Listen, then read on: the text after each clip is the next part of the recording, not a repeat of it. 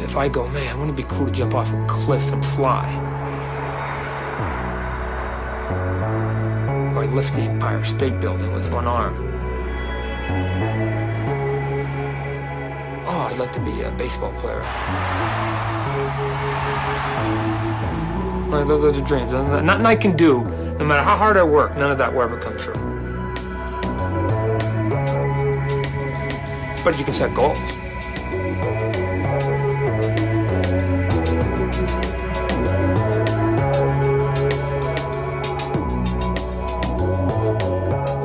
Comic books are in my blood.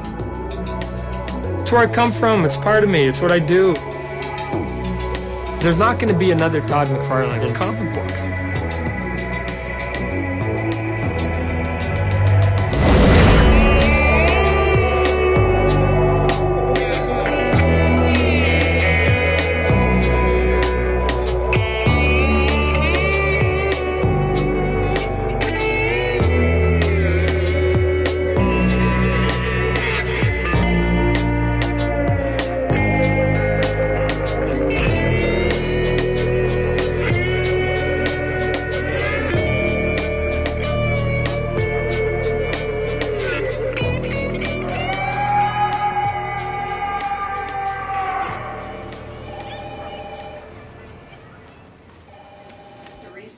What the heck are you guys still doing here?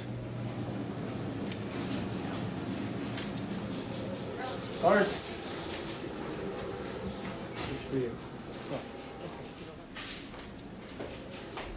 As an artist, money isn't what drives you as an artist, right? As a businessman, absolutely. But the only reason I'm a businessman is to drive my art. So I have to succeed in business to be able to take this message of art out. So unfortunately, or fortunately, I guess depending where you're standing, the byproduct of that is money.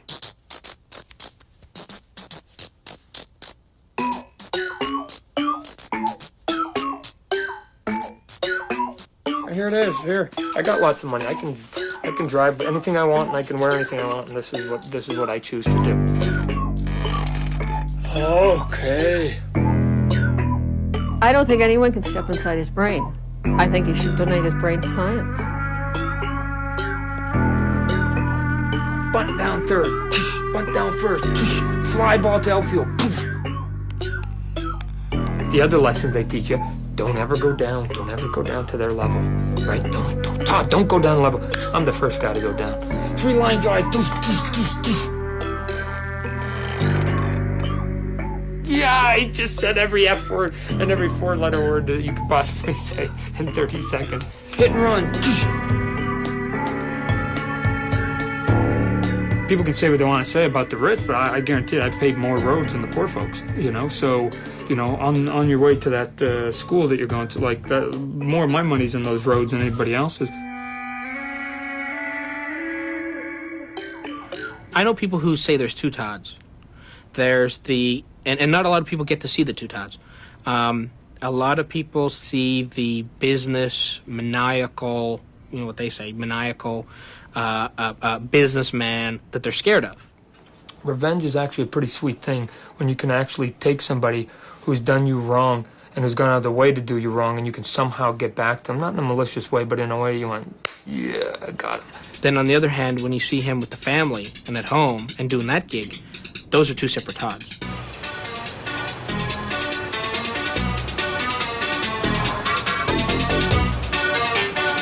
How's your game going?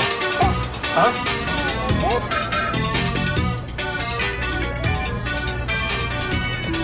This time if you ask me a question, I'm not gonna answer. Why? You concentrating? Get your booty out of here. It's time for you to go get an education. 12 more years, you're out. You're free.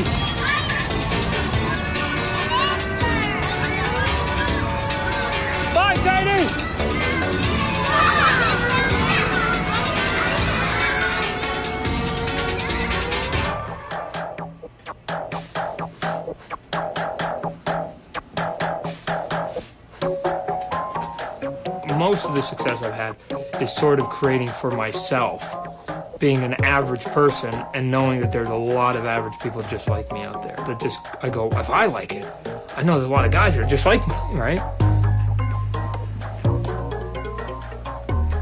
Get a little skull face here. A little blood and guts over there. He's got the best instincts of anyone I've ever met in my entire life. He just knows what's going to appeal. And I don't know how he does it. It's like he's got an extra gland in his body or something.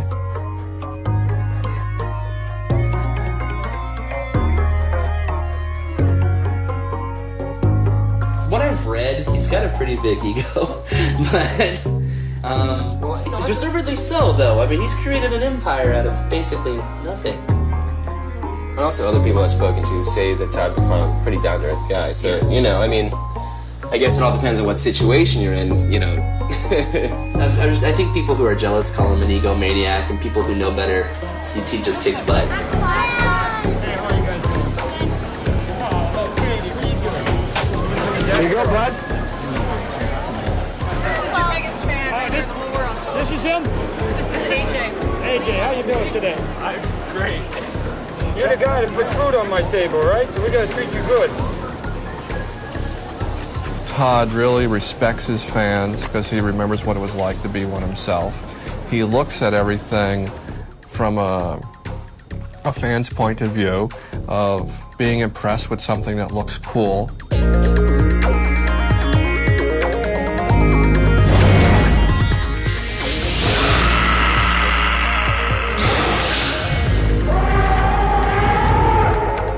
There's a magic to comic books where the words and the pictures just unite in just some magical way that sparks the imagination and allows the reader to actually fall into a story.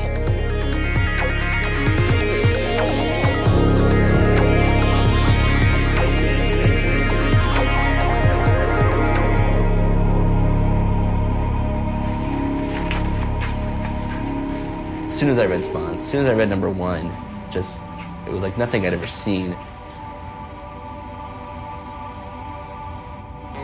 And here's this three-dimensional, beautifully rendered, really well done comic. And it was incredible.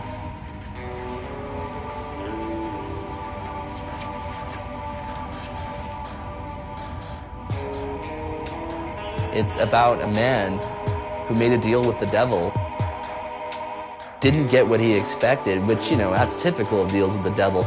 But at the same time, he has a conscience. He was a hero. He was somebody, and now he's this, like I said, all of his power comes from this evil.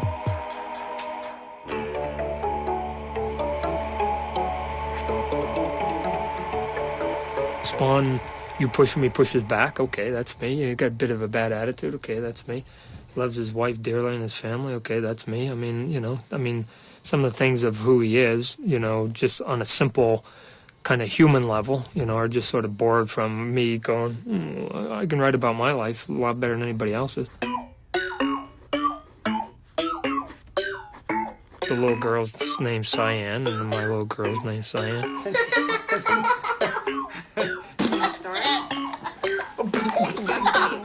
He's inside you. Wanda, which is the name of the wife, is the name of my wife. Wanda. I'll always love you. Forever. I don't know. I mean, I met Todd so young, it's hard to remember before Todd. The big one is Al Simmons. And I go, wow, like, you know, I'm going to be the lead character name? And he went, yeah. There's Terry, which is Spawn's best friend. Hello. Yeah, hey, it's Toddy calling, and it's, you know, I want you to, like, you know, come to work tomorrow at like 8 o'clock. Okay. If you can't sort of put your buddies and your neighbors into the comic books, then I guarantee it, the competition ain't gonna do it.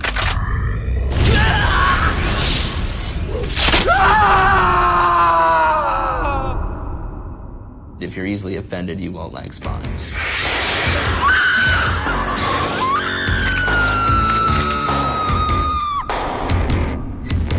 worm-ridden filth. A lot of it was just disturbing.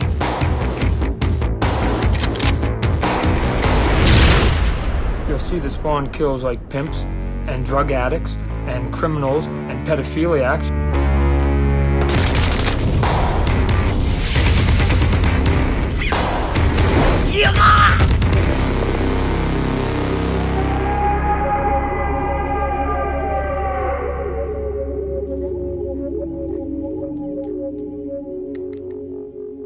What he's doing is really portraying his worst nightmares. What would be the worst thing that could happen to Todd? Like to lose everything he loves and cares about, which would be his family, his life, etc. And I think he used that as the basis for Spawn. Okay, Kate. Before we eat, you need to sing us your pickle song. To buy a pickle, I didn't buy a pickle. I bought some chewing gum. If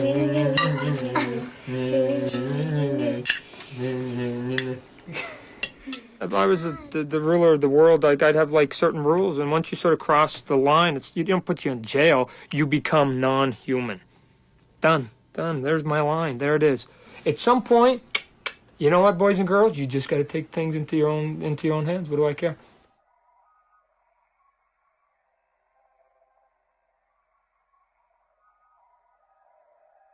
So, you know what? I'm the guy that's for capital punishment. And if I could have the part-time job of blowing away all the people that have mutilated innocent people, I'd do it in my spare time. What are you talking about?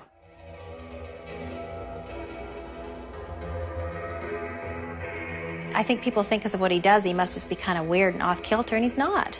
He's actually as normal as they come.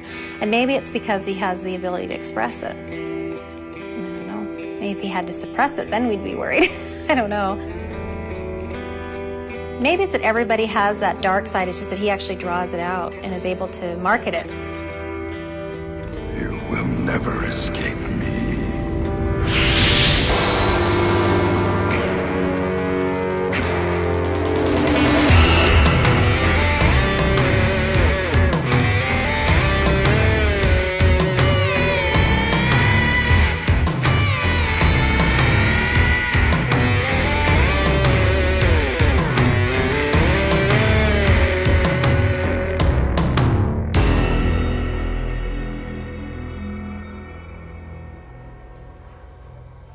It's interesting. He's incredibly talented, incredible genius, but it's like small things like getting to an appointment or whatever. He doesn't want to have to deal with it. The fun challenge is getting him to a certain place at a certain time, what we call the office Todd time.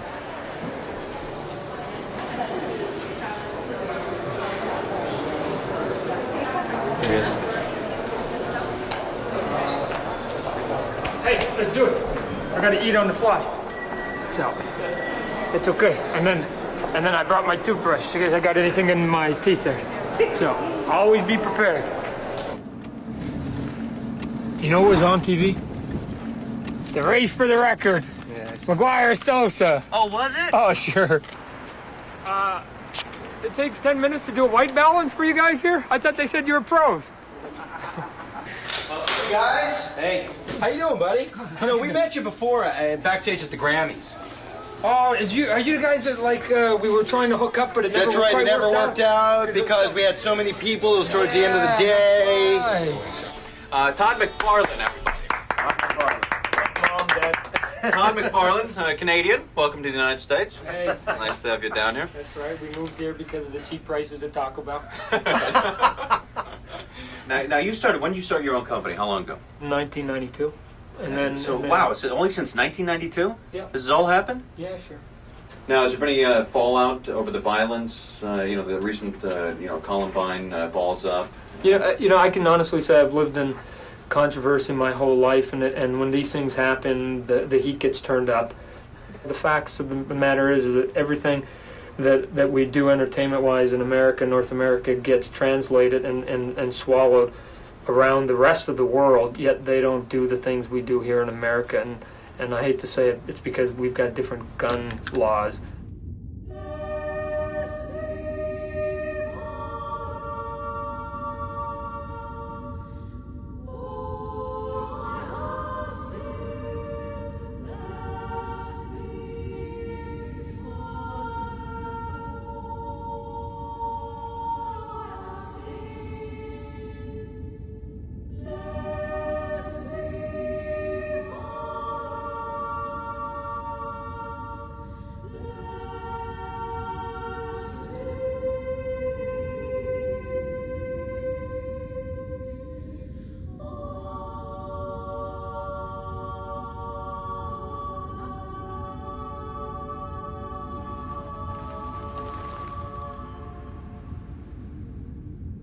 being good is not a unique thing to religion. I think sometimes people forget that if religion had never been created, there still would be some good people out there. So what is religion? Religion is hope. Is hope. And I'm like, I got it. I'm with you. It's like, we're going to offer hope. We're going to offer hope. I got it. I don't need it for myself personally, but I get it. I'm God bless you. But then there's a comma. It should have ended with a period. Religion gives you hope, period. And then I'm with you. Well, yeah, I even endorse you. But we put a comma instead of a period, and somebody should have just put the period. And now we have the religion gives you hope, comma, and if you don't believe our way, we fucking burn you for the rest of your natural life, and we hope that your kids die in the most atrocious blah, blah, blah, blah, blah, blah. Whoa. We were doing pretty good there for a while. I believe I'd go through the Bible with my black pen and get rid of what I believe the silliness of it and hand it back to people and go, now there's a pretty good book to live by.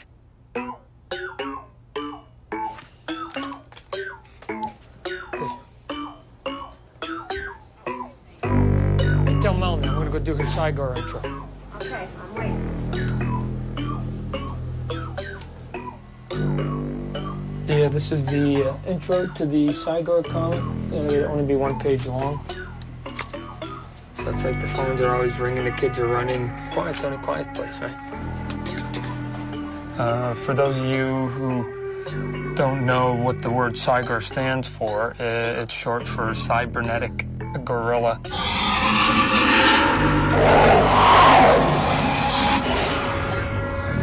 Todd was one of those kids that just everything fascinated him.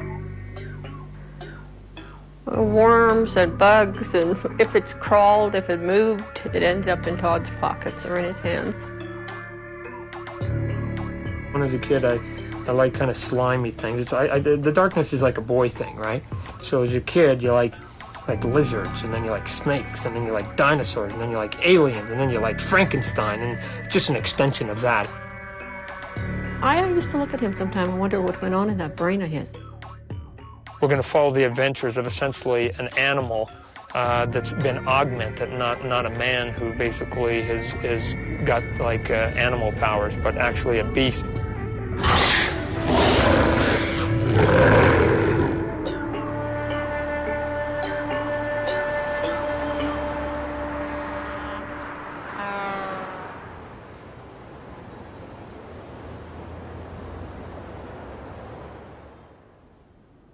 He didn't roll his R's right, and so they put him into this speech therapy class. And this is sort of the beginning of him being different. And it's like, how dare a teacher tell me I don't speak right, you know? He'd go around the house rolling these R's, that whatever they taught him in speech therapy class, and I'm thinking, if I have one more week of this, you know. So they took him out.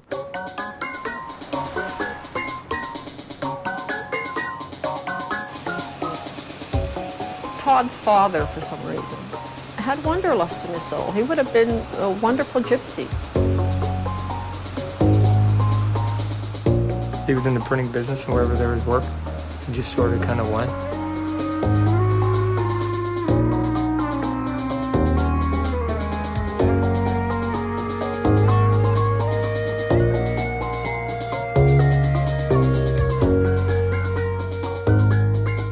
When I was 5, we would do artwork in kindergarten, and I did a painting of a picture, and it won some kind of award. I forget whether it was just local for Anaheim or whatever, and so they hung it up in Anaheim Stadium. So I remember that was my first game, actually going to Anaheim Stadium and walking down the halls, and they had like the winners on the hall.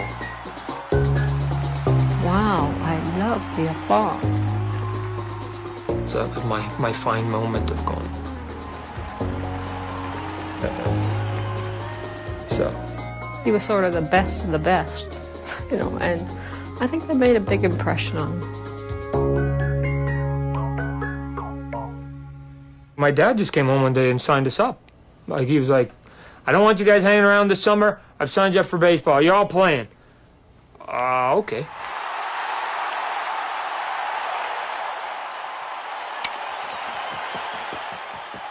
He had the speed of a gazelle. And in fact, he got quite a reputation for stealing bases. I gotta see if I can actually make the move of what the major leaguer would do on this pitch. Holy. They all hated to lose, and they would they were such competitors. They wanted to win. It's like they were out for blood. There was no no prisoners taken. It was like everyone was for himself. Not bad. Todd McFarlane, it's your pitch. Todd would just antagonize, and would not stop. And I just thought, and finally I had to boil one day and said, look at it, if you don't stop, I'm gonna. And of course, Todd, that just gave more fuel. Okay, so let's just go through it. Did you ever threaten to kill me with a rock? Yes. A knife? Yes. Scissors? Yes. Fire poker? Absolutely. Baseball bat? All the time. But am I missing something? But I never did any of them. That's right, he wasn't driving yet. Forgot the car. That's right. So it was always a new instrument, an implementation of death, once a week, and it was always the same way. That's it was right. always the... Yeah, he always had consultant on Friday the 13th. I'll kill you! I'll kill you! And I never blinked. And man, actually, you know what? I talked to you about not having that much fear. I probably have him to thank for it, because I was threatened with death 100 times when I was a kid.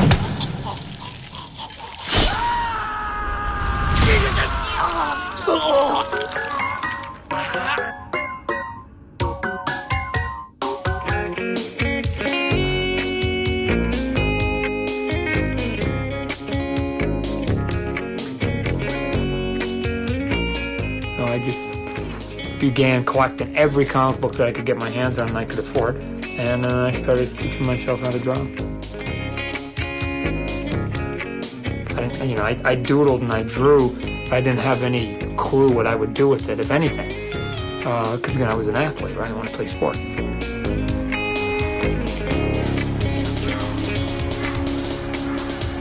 Kind of guy that wanted to play to his own drum beat, Didn't listen to the coach always, but spent a little time on the bench. This is actually where I first met Wanda, up in the stands there. Right? I was there watching a game, and Todd at that time I think was a groundskeeper for the Calgary Cardinals, and he was in the stands watching the game, and I was just happened to be sitting near him, and I was very flirtatious at that time, and I started flirting with him, and I just thought he was cute. So she was just around.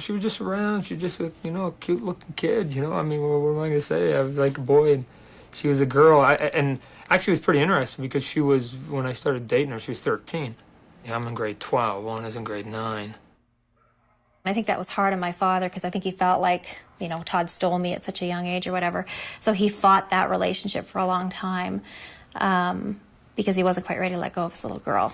Yeah, I think after he saw that I was going to hang around more than he liked, that he made me work around the house.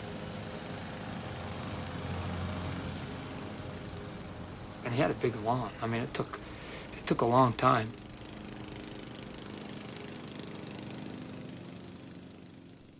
He treated me like a princess, and who's going to turn away from that?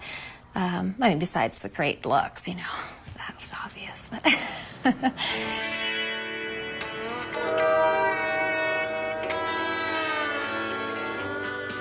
Then he went off to college, and we had this long-distance relationship where we'd spend, a limited amount of time together, and so it was very intense.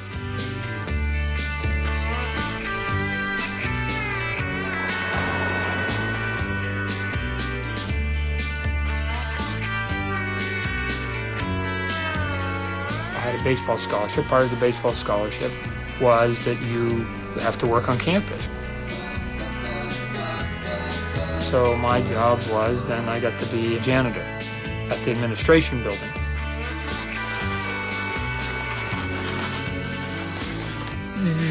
And I heard it was about 2 years after I left before they actually broke the record. 3 stories in 40 minutes.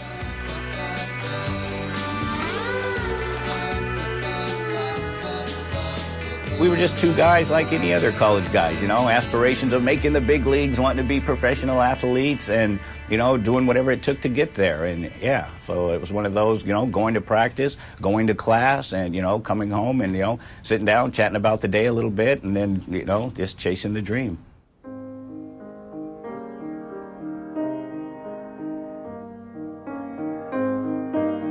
So it was about 3 years that we were apart. So we wrote a lot of letters back and forth. And he would write me poems and draw me pictures and draw me birthday cards and Valentine's Day cards.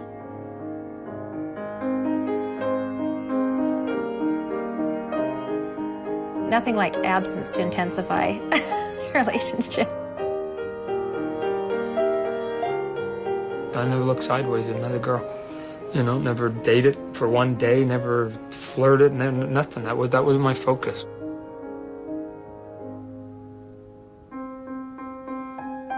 I went to Spokane where Todd was. Yeah!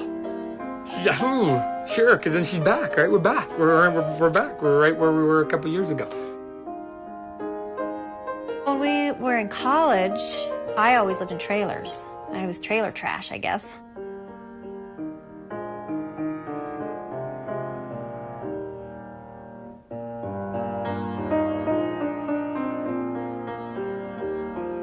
It's kind of a funny story. He got down on his knee. With the ring, right? When he kneeled down and asked me to marry him, it was summertime in Cheney. He had this huge grasshopper on his shoulder. Then the bug jumped. And I just started screaming because it was like huge. He was like, "What?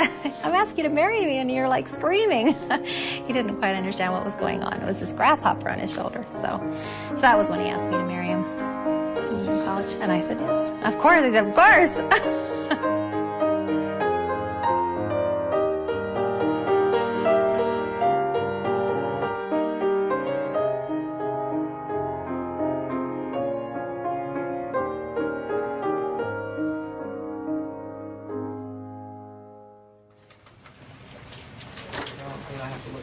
Hi, Janet.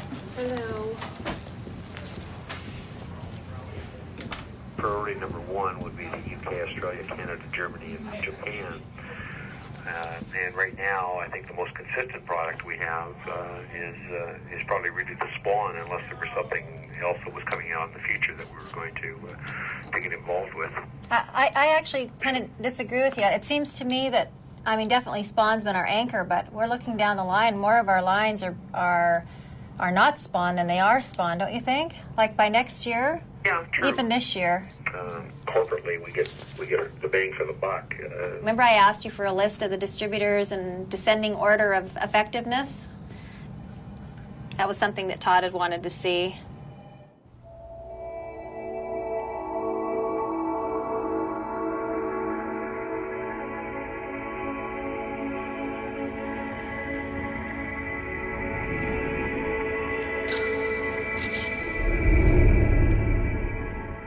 I pretty much would throw everything that I have business-wise away, like tomorrow if I play center field for a Major League ball team in a heartbeat.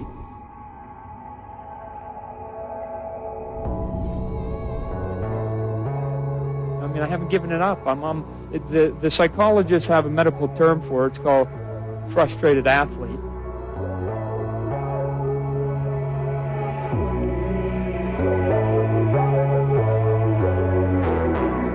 My first injury, I do remember, with exacting clarity, you know, because I'm a little skinny kid and I bounce back, right? And I don't let them see me sweat. And that one, I had to, like, let them see me sweat.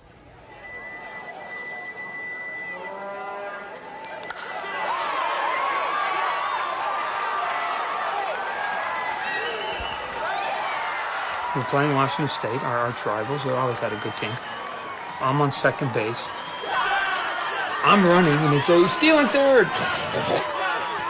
The bunch down first baseman picks it up, and he sees me coming. And I stop, like on a dime. And it was a mess. I mean, his ankle was a mess. I know sometimes people go, "Ah, that kind of ruined your career." No. The answer is, without that injury, I'm still where I'm at right now.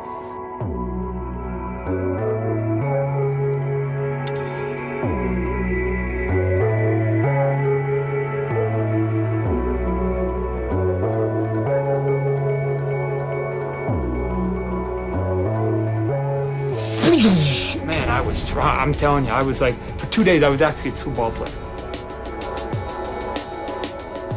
And then the coach had a long face, and I got some bad news for you, kid.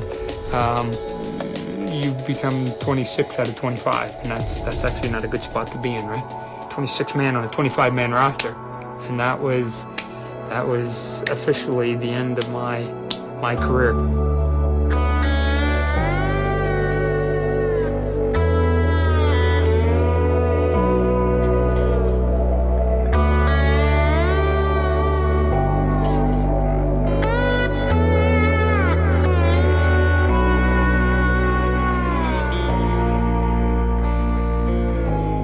So he took that same drive and applied it toward his artwork. And he does have that tremendous talent and that edge with his art and his imagination that he didn't have with baseball. And so when he applied it towards his artwork, then, you know, there was no stopping him. When you buy a lot of comics, you get a lot of great guys, a lot of horrible guys, and then a lot of average guys. And so, you know, although it's kind of cool to look at the great guys, the guys who inspired me the most were the horrible guys.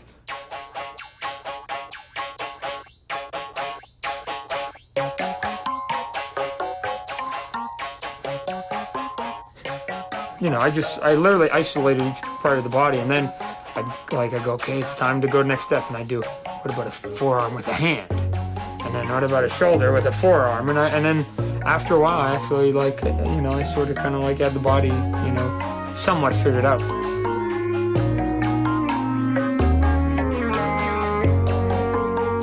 I'd say I sent off about 30 or 40 packages a month for about a year and a half. So when it was all said and done, it was about 750-ish packages that I sent off.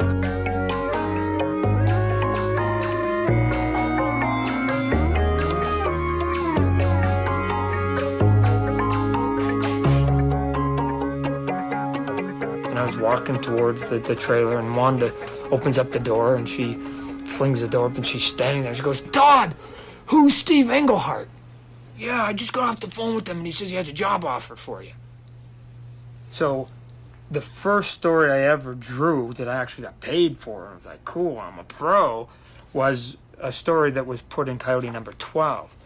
You know, here's all the names, Steve Englehart, and then you get introducing, and it was like, wow, look at that, I got my name in big, bold letters, practically as big as I've ever gotten. He's like, dun, dun, dun, dun, dun, dun. And I was a good day. I was feeling pretty good about that. I took my books, because they each give you 25 samples, and I literally went up and down the streets and I handed them out to the neighbors. Ding dong, you don't know who I am and you don't care, but I did these comic books and I'd like you to have a sample. Hello, ding dong, you don't know who I am. Yeah, I gave them to the neighbors. Like, well, I was proud, you know, I did it.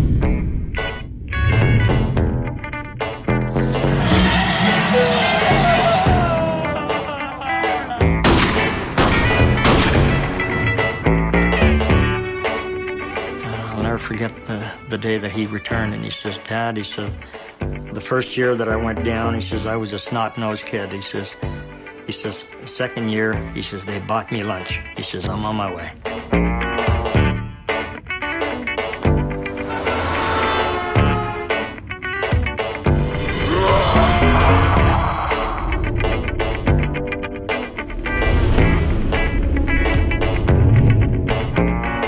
You wouldn't believe Todd back then. It was probably the shyest I've ever seen him. He had his head down most of the time. He was kind of mumbling. Part of me just couldn't believe it. Like, this guy is this great, and he wants to come here? Of course. Spider-Man, when I took over Spider-Man, I thought he was in the doldrums. He was wearing a 60s hairdo, 60s clothes, 60s cars. I mean, his girlfriend, his wife at that time, Mary Jane, you know, she was a model, a New York model, but she wore clothes that looked like came from Kmart. And she didn't have, I guess, a curling iron or a blow dryer because her hair was completely limp and straight. I mean, it was, what are you talking about here? So I'm going to make her look like a glamour model, which is what she was, and I'm going to dress the guy up like a current-day 22-year-old photographer in New York City, right?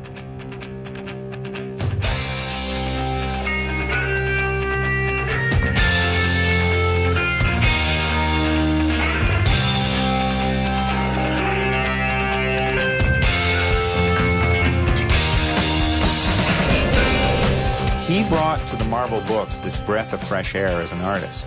His work had this insane energy to it. And this was an aberration. He changed the webbing. He added a lot more webs to the costume. He made the eyes a lot bigger to give it that more of a bug-eyed look, and just a lot more creepier look. His basic drawing was nonsensical at times. I mean, he draws characters who have no bones. But it's exciting to look at, and it's expressive.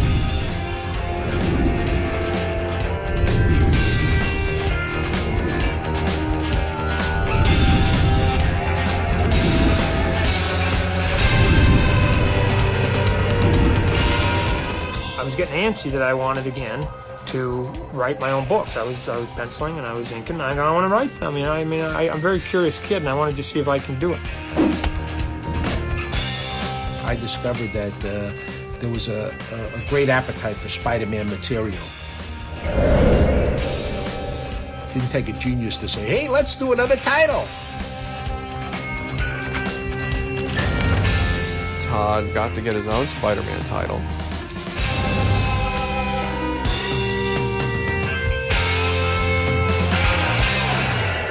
McFarlane's first issue sold over 3 million copies, which he says pays the bills. But his true love is baseball. Yeah, I'm an athlete first, and then I do comic books as a living. And so you'd go from this normal existence to this comic book existence at a comic book convention where people would scream and, crowd around him and line up for literally hours and hours and hours to get a signature, and talk about surreal.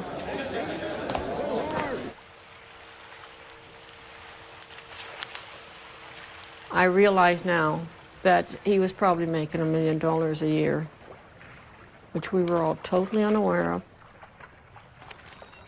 Every time I went to go visit him or anything else, it was, just I'm going to see my brother Todd, and then we talk baseball. We talk baseball, and then I go, boy, your house is getting a little bit bigger. Maybe he's doing okay.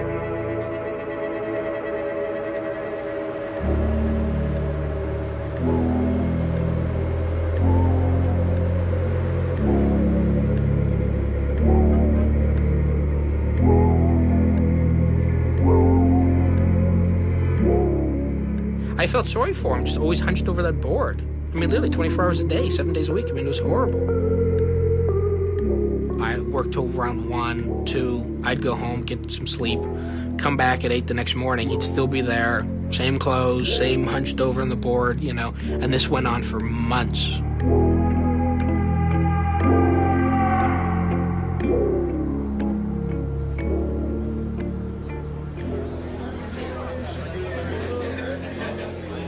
Kids large and small waited for hours to meet the man behind today's Spider-Man, Todd McFarlane. It sold millions of copies. But to who? By the end of the 80s, you had comic book fans who were interested in comics as an investment. Right there. That's hot. That's his new book. And that's the one that's hot. That's the one everybody's coming here to get signed. You had comic book fans that were beginning to buy comics like junk bonds. And you began to have comic book publishers like Marvel Comics that began to produce comics like junk bonds.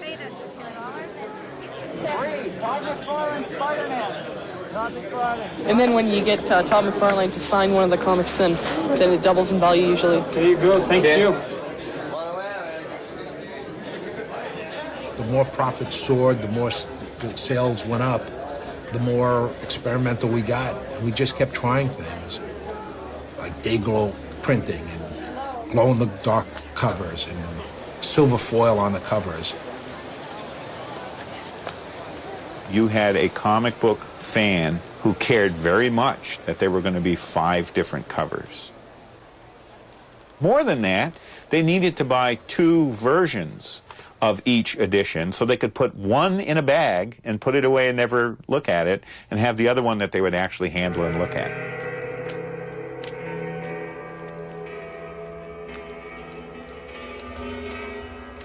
I just think we took advantage of them, you know? It's the one thing that I just keep slamming my head against the wall. Just because you can take money, it doesn't, that, you gotta have a better reason than to take money just because you can.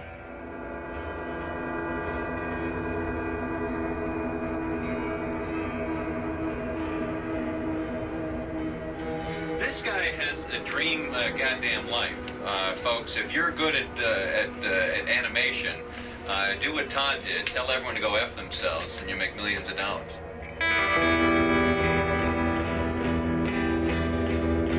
There was still a lot of resistance to just having him on Spider-Man. Even though outside the company it was attracting a lot of attention, it was doing so in a way that was going against how the higher-ups thought things should be.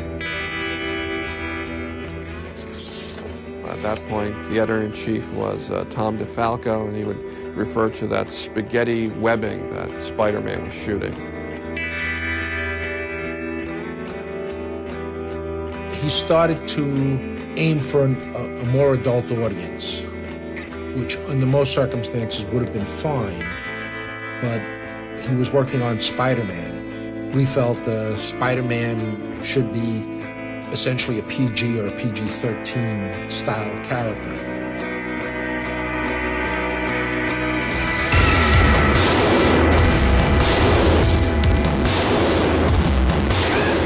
In order to kill, I think it was Juggernaut, in order to kill this character, someone had to take a sword and put it through the eye. So Todd drew this panel of this sword going through the guy's eye and out the back of his head. And he turned it in, and they said, this is too graphic, too gory. I didn't feel that was appropriate for a Spider-Man comic book. It's just lunacy. I mean, the comic book business is filled with this. It put him through the roof. Todd and I went around and around, and finally he agreed to change the artwork.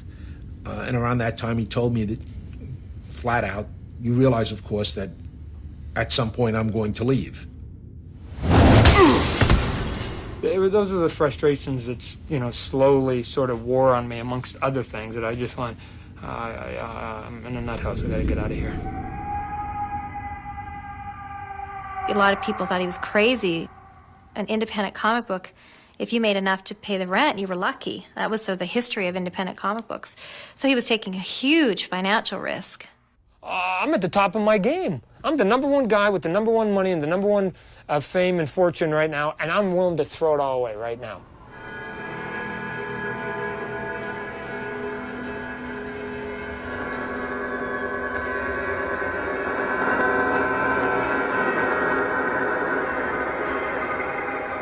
I went back to my portfolio and go, oh, Spawn. I just sort of pulled them out, dusted them off, and sort of, you know, brought them into the 90s.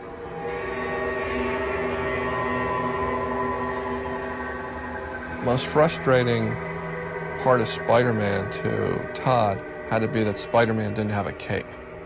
Because I think Todd loves to draw capes.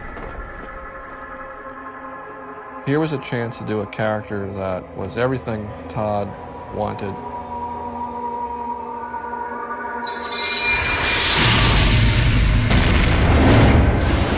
How many? Yeah!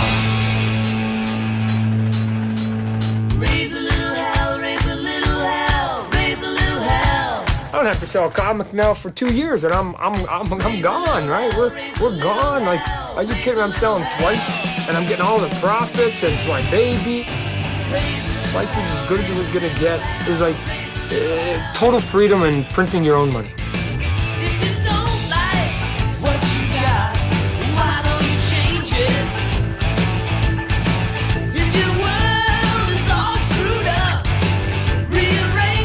Without doing any fancy covers, without doing any dupes, we sold like 1.9 million copies of Spawn with no double covers, no tricks, none of that crap that they were doing back then. Just pure hard sales, you know, of one-of-a-kind items.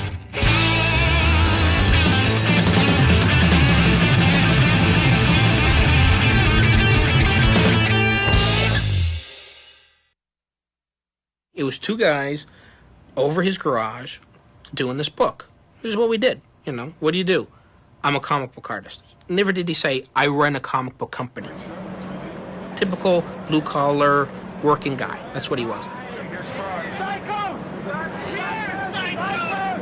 Okay, who's been here for more than 5 minutes?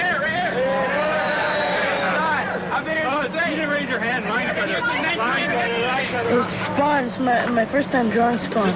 Now, what are you going to do? You're going to give this to him? What are you doing with it? I was going to give it to him. You think he'll take it? No. I was saying if I could give you this picture, I drew Spawn. What's your name? Justin? Yeah. Justin, I'm going to take that and put that in my portfolio, bud. Here you go, bud. Thanks for your patience. Thanks, son. Thank you. Thanks for your time. If you look at the beginning issues, I was the editor of the comic book.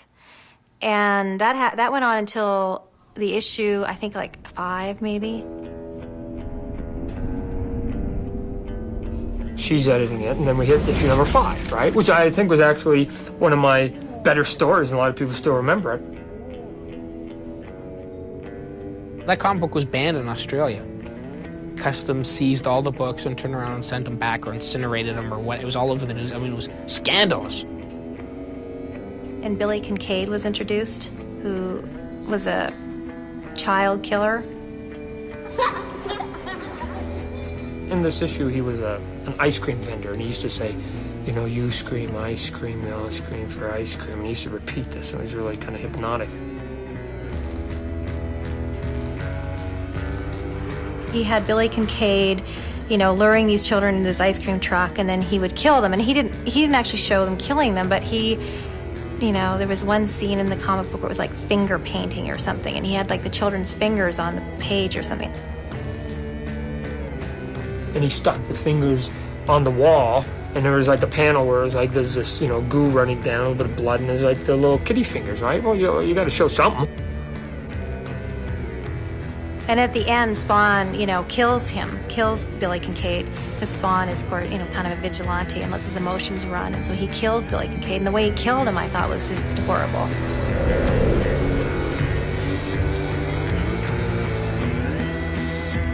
Spawn stuck him up on the wall saying he made boys scream, he made girls scream, so I made him scream and scream and scream. I was really upset about it. I mean, I was really upset about it. I didn't like it being printed like that. I thought that it contributed in a negative way to society that wasn't necessary. And that was actually the panel that went, I can't be a part of this. I won't do it. Well, it depends on who you ask. I say I quit. He say he fired me as editor over that because he went ahead and printed it the way he wanted to. See this guy right here? He's a 7-foot iguana monster that goes around killing mafia dudes, right? As an 11-year-old, please answer this to the nation. Do you think that guy exists out there? Did we get a close-up? I hope we got a close-up of that head nod. Does he make you want to go out there and, like, rip people's hearts out? No. But he's cool, right? Yeah.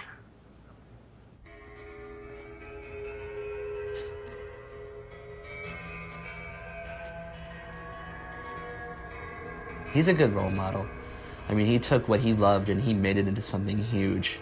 And all the while, never compromising, really. He never gave it up. I mean, that's heroic in my book. So everything you make and everything you say and everything that you put out, everybody will not like it. And once you sort of accept that, then you're sort of free of guilt. It's like your Catholic guilt goes away. Cool. I know that, like, doing characters from the pit of hell aren't going to be for, you know, ministers and grandmas. Cool. So I don't worry about it. I'm like, cool. I know they're going to hate it. God bless them.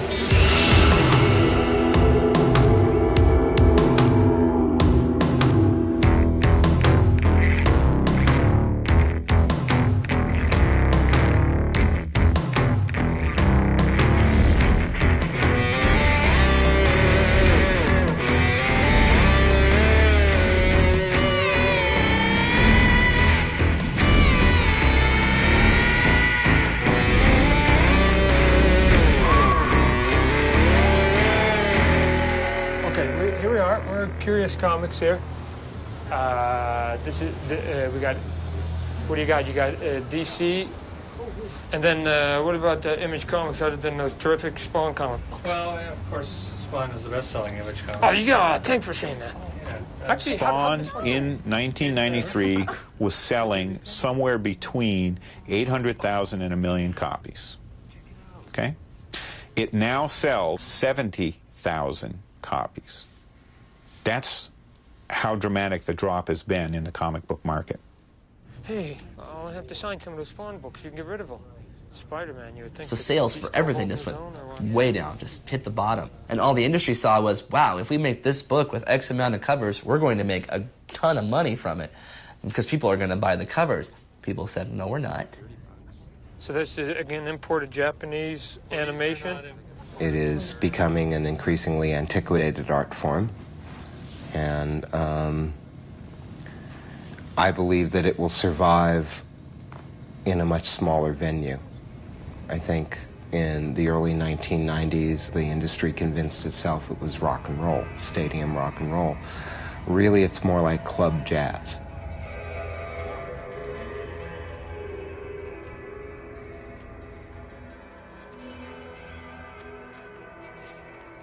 Don't worry about me. Like, I'll just transfer, you know, which is words and pictures, called comic books. I'll just transfer it someplace else. Like, I don't, like, I'm not the guy that they have to worry about.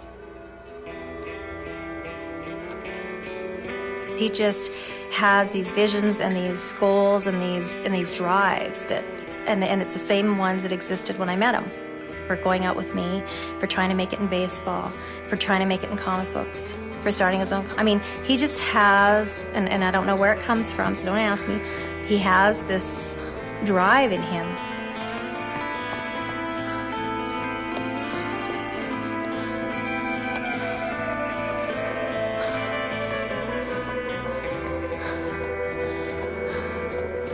The guys who sort of complain the most are never the guys that are willing to sort of like start their own companies and take their own risk.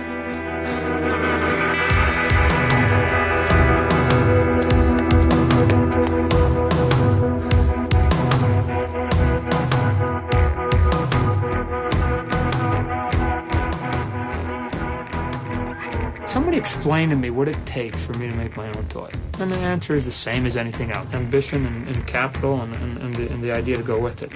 Let's go. Let's do it.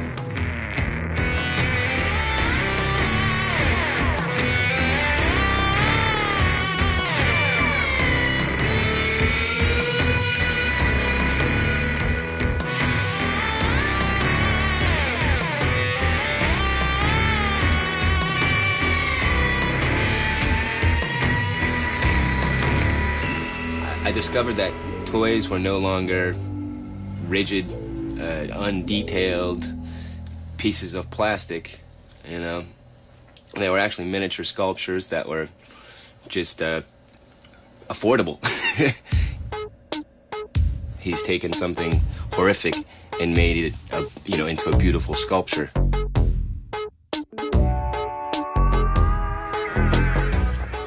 Thanks. Get the one from yesterday. I did. I'll wake you up. Yeah, but that's okay. I needed to get up anyway.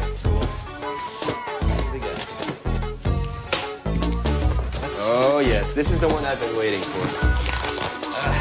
Is this the route? When I work, I work for Pizza Hut. I went in. I bought a 13-inch Spawn was the very first figure that I bought. I brought him home. I opened him up. Immediately hopped back in my car and ran back and bought about 5 more figures. Are they only here? I see some Spawn over there. Huh? Where, huh? Oh, yeah. And then from there, I was bitten by the bug. I want to make toys for myself, you know? I mean, really, it's like, if I was collecting toys, what would I want?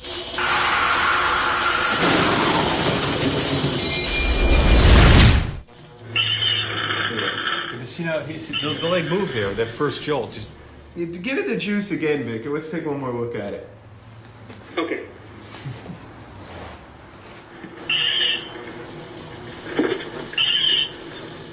Well, what Ed was saying before is that it would be nice if we could get some vibration in the legs as well as the upper body. You're gonna have to do is send us the sample, Victor, and we'll have to go over it with Todd. Yeah. This is somebody trying to poke check the puck. I mean, it depends what you're trying to do. This is somebody trying to do a slap shot. It just depends what pose we decide to give them, right? Do we also want to give the pose that would most likely be for the player? You know what I'm saying? You don't want... Yeah. Are you a hockey fan, Andy? Yeah, I used to be. Okay. I haven't had time lately, though. Okay, so you tell me what's the pose that most people recognize Eric Lindros in? Parked down in front of the net. Well, the answer is there isn't one. What's that? There isn't one. Every one of these poses that I just showed you here, Eric Lindros will be in that at some time during the game. Right, I know, but wouldn't you want the pose that most people think of the player in that pose? What's the definitive pose of Wayne Gretzky? Well, that's a tougher one. Well, that's a tougher one. You can't even come up with one for Gretzky. So how are you coming up with one for a guy who's not as good as Gretz? Raise a little hell, raise a little hell, raise a little hell.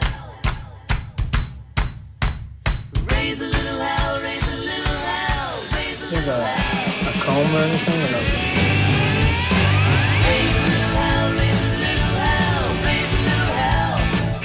I just want to ask one question before we even start the conversation. Yeah. Can I say fuck? Fuck!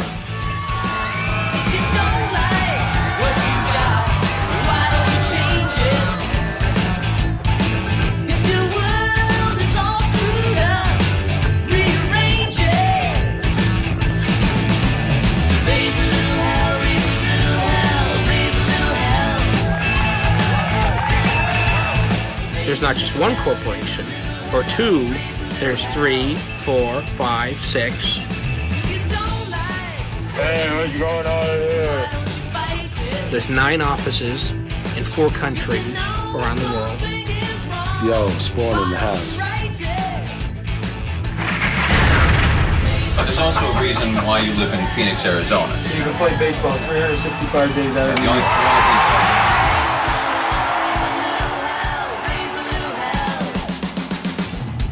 These pages are good, except for this. Spawn is a studio-produced book.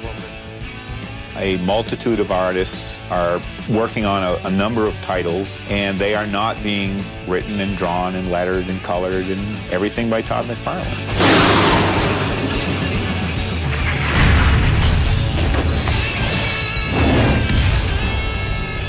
Hey, how you doing today? Everything that we end up doing is not for fame and fortune, it's just to move art. But to be successful at moving art, you got to be sort of famous, and the famousness means you get money. I mean, so the byproduct of doing, I guess, a good job with art is fame and fortune. From flesh to steel. You must visualize your objective. From blood to blade. Don't get cocky. You have a lot more to learn. From man to Spawn. This is the moment that I'm saying to the world, Spawn is not Batman. Evil has a new enemy. Justice has a new weapon. And the world has a new hero.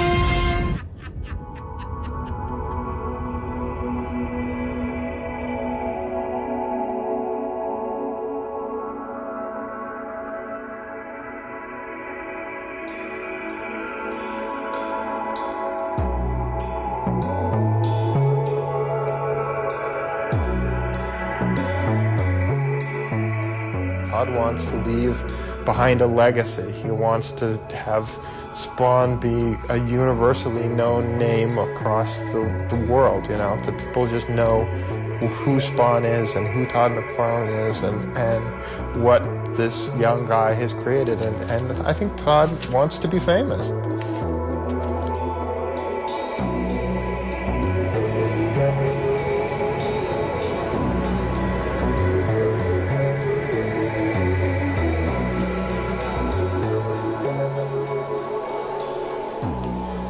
I think without argument, the most significant baseball in the world today It sits to my right. Mark McGuire's 70th ball. There's nothing I can really say that would do it justice, so we'll just skip the color commentary on it and go for it. And $750,000, $750, $800,000, $850. Runners on first and third, 2 out. It's out of the. Bring it home! Number 70! How much more have you got, Big Mac? Number 70! But if it goes up that like this, then I'm out of here.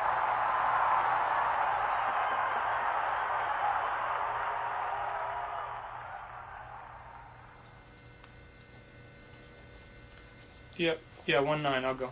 Here, $1,900,000 is bid, and $2 million. $2 million now. $2 million you need to be. It's on the telephone at $1,900,000, and now $2 million. Is there an yes? $2 million. God dang it! Matthew, sir, would you like $2,100,000? It's you, sir. Yes or no? I'll go 2-1. $2,100,000, yes? Yeah. Are you saying yes, sir? Yes. $2,100,000. Yes, bid. $2,100,000 is bid, and now $2,200,000. $2,000,002? Is there an advance? Yes, $2,000,002. And now $2,300,000. $2,300,000 to the telephone. $2,000,000. Do you want in? Yeah, put me in. $2,300,000. $2,300,000 is bid. Last chance. Fair warning to everybody selling to the telephone at $2,300,000. Do you want in at $2,000,004?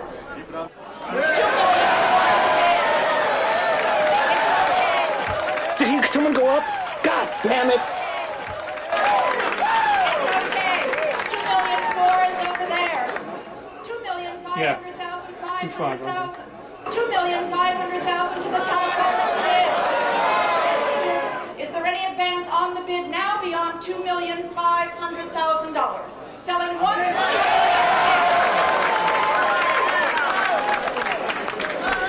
And $2,000,007. $2,000,007. Can I go up by 50 or no? $2,000,007 to the telephone at $2,000,007. $2,700,000. You need to be now $2,700,000. $2,700,000. $2,700,000. And now $2,800,000. $2,800,000 needs to be the next bid. We're over here at $2,700,000. Fair warning to everybody. Selling to the phone. Once. Twice.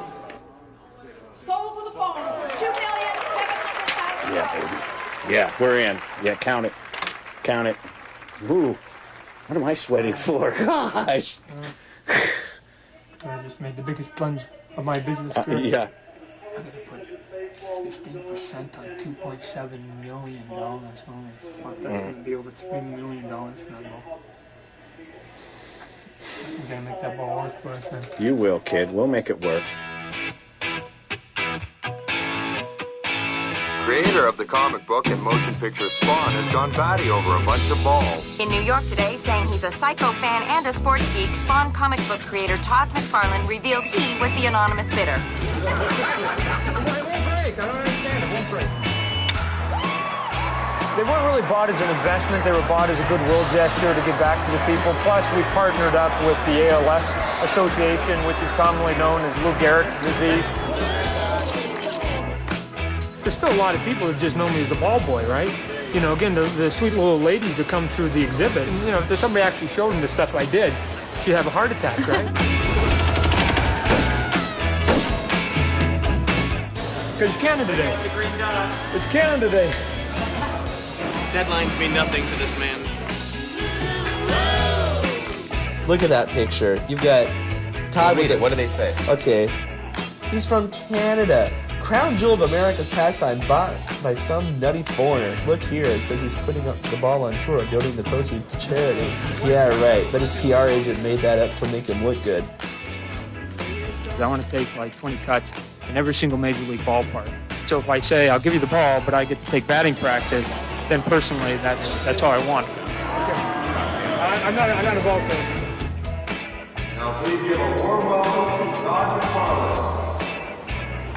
he might even in the back of his head go, when I go out there and I take these cuts, someone might just be watching. I might just hit these out. I might hit 5 out. And so for me to sit there and watch him get the uniform on, getting dressed, he's going out on the field with major league hitters to go take BP. Overjoyed for him. He's getting to fulfill a dream.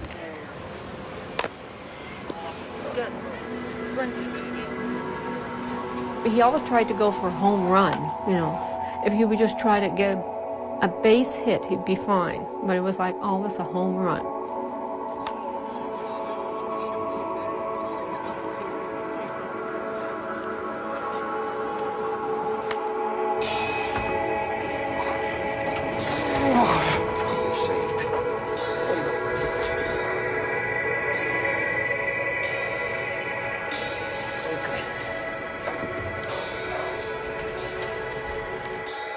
Wanda?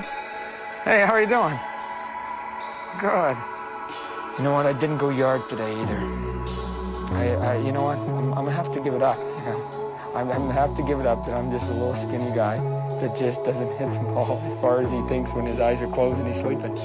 So I'm so good when I'm daydreaming. So, okay.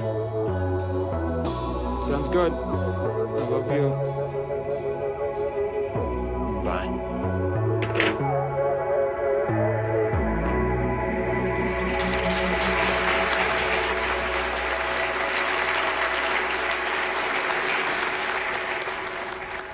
I left Marvel comic books when I had done a bit of a run on Spider-Man and vowed that I wanted to create and control my own trademark and copyright and take it out to the world, not because I want to be an entrepreneur, which is what I am, which thanks for the award, but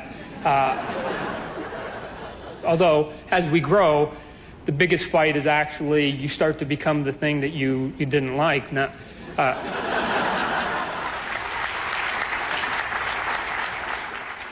you know, he is at a different place now than he was then. He is the guy that's, you know, the boss. And I've seen sometimes him do things or say things, and I'm like, you would have hated that when you were in that person's position.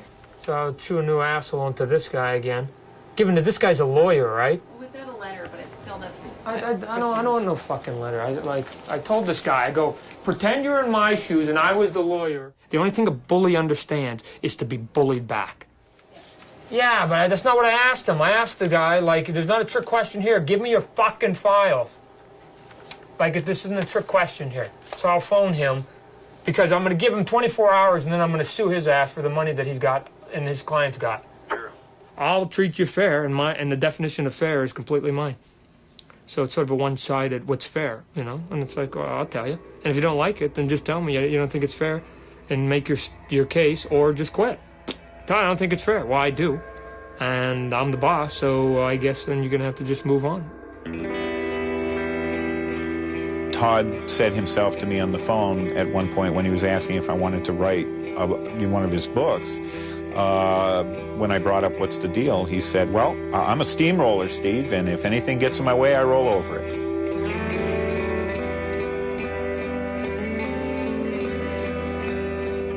I'm a man of contradictions and inconsistencies.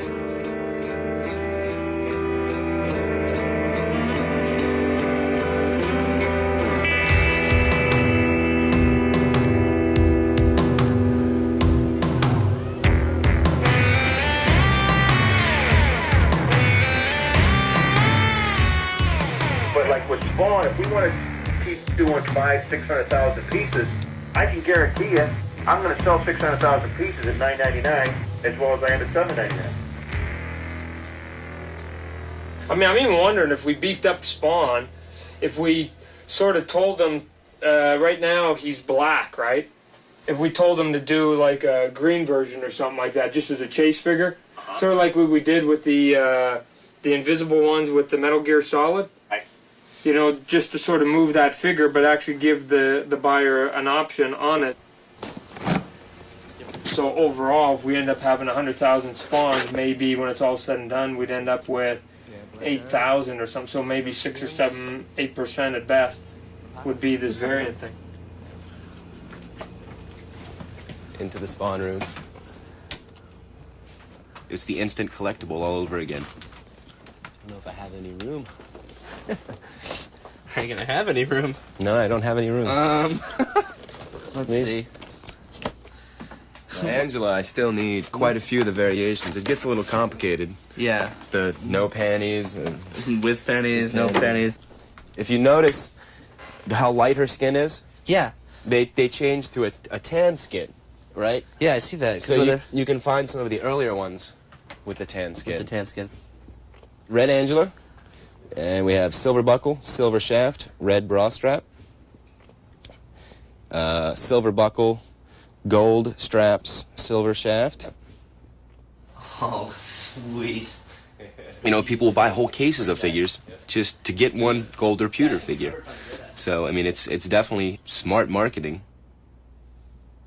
In the future, if they continue it, it'll just go through the same cycle it did before. People will burn out on it. It'll stop being done.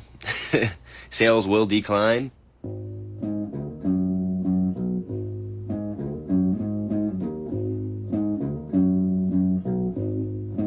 Here's potentially the danger that we're looking at.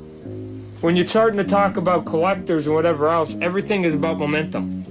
And I know being a collector myself, that as soon as you give me an excuse to stop, the toughest thing for an addict is to stop. But once you sort of stop, then it's sort of easy to sort of stay clean a second day.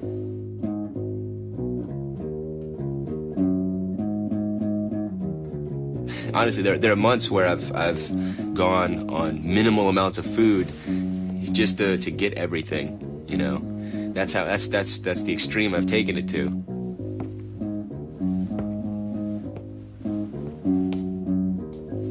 These are the figures I never had as a child.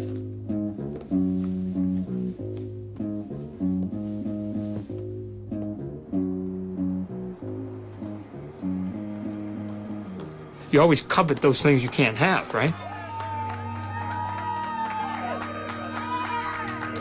So I can't have a sports career.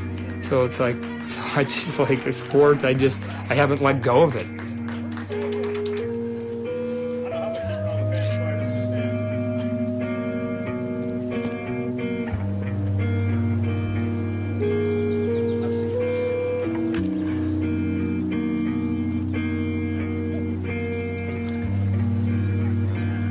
Todd McFarlane's first hit in Dodger Stadium. This is it. Don't worry, I'm not holding out for much.